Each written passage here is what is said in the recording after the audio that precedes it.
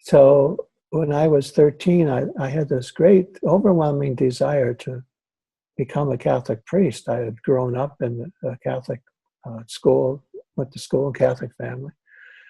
And it looked to me like the very highest I could reach for and the best I could do.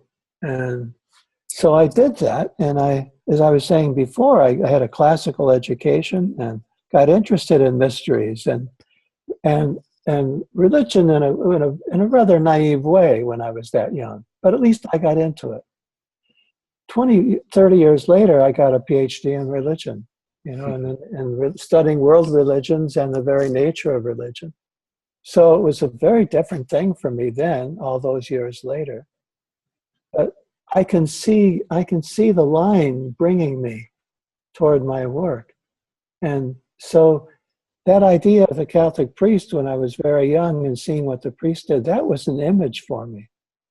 I didn't really know them. I didn't know what their life was like, but really the image of seeing them being so caring and doing a lot for people, that really struck me so much that I left home. I left my family to study for this priesthood.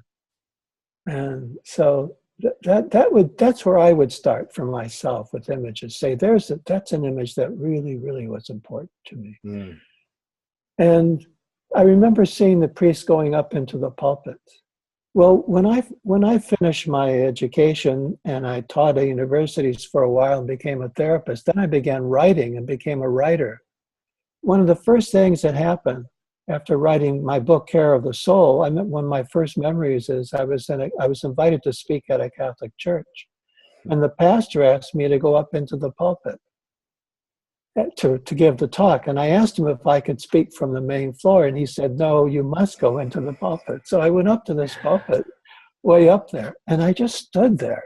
And I thought to myself, when I was a kid, I looked at a priest doing what I'm doing right now. And I wanted to do that. Yeah. And I went through all of this, decades of my life preparing to go up in this pulpit right now. And I'm doing it, but not the way I thought I would.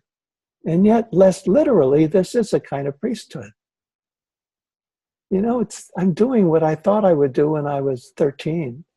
But I'm not a Catholic priest now, or maybe in Catholic in a bigger sense. And yet, so that's an image that really is a big part of my life. And it kind of helps me understand my life and all the things I've been through in my experience.